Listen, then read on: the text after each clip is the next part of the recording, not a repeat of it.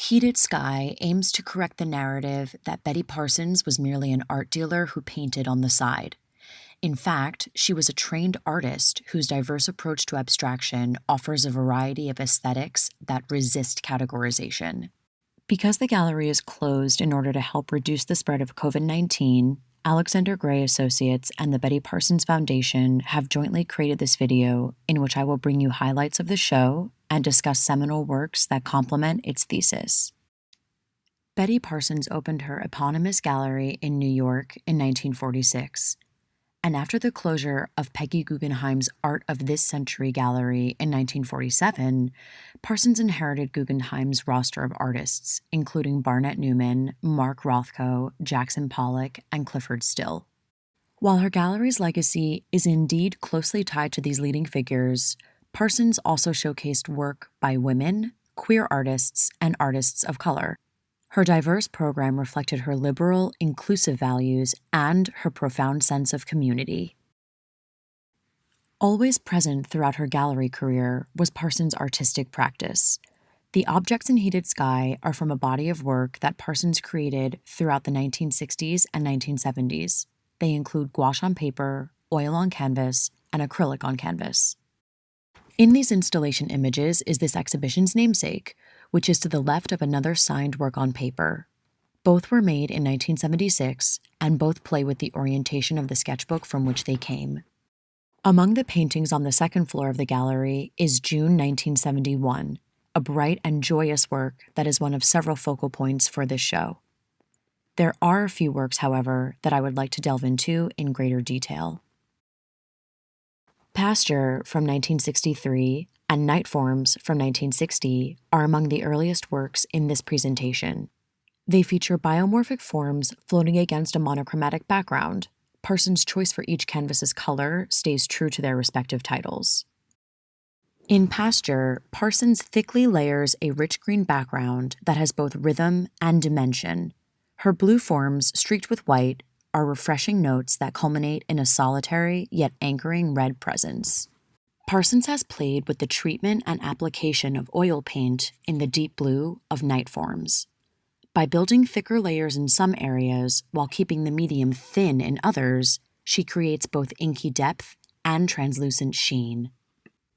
This varying viscosity touches the edges of the shapes that are at once earthly and celestial, and gives this painting a luminous quality.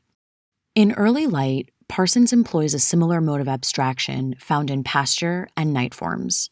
But here, her unique burnt orange shapes are anchored onto a static plane.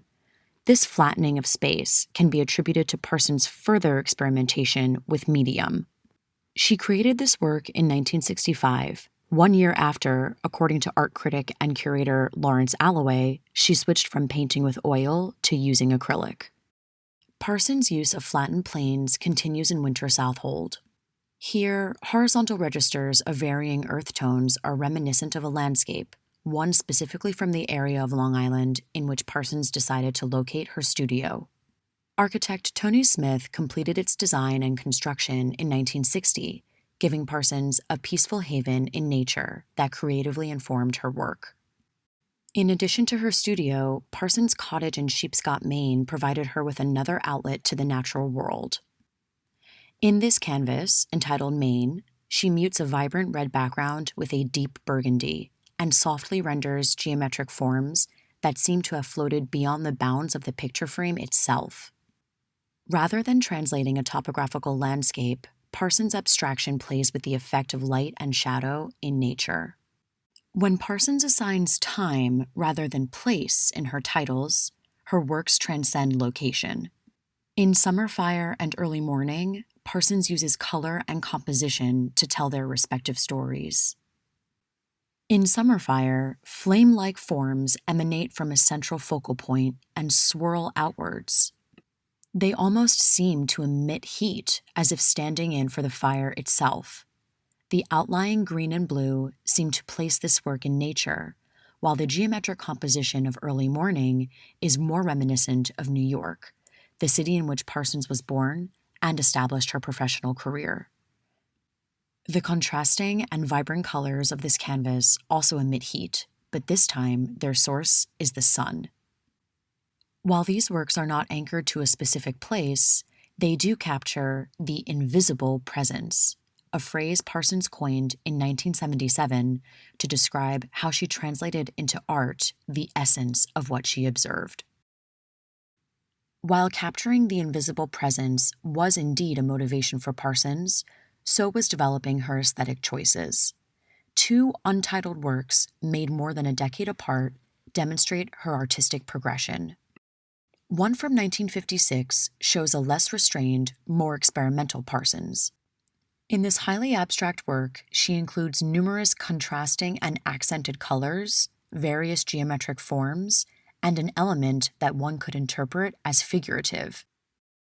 Still present in the work circa dated to 1967 are the complementary accented colors and geometric elements, but now honed to fewer, bolder statements.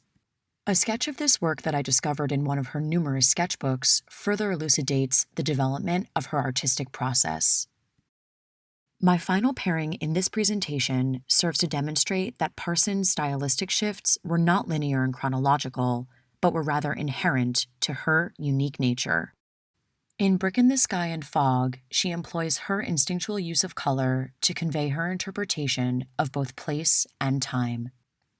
Grounding the presentation is Parsons' version of biomorphic abstraction that, in these canvases, also lends a sense of atmosphere.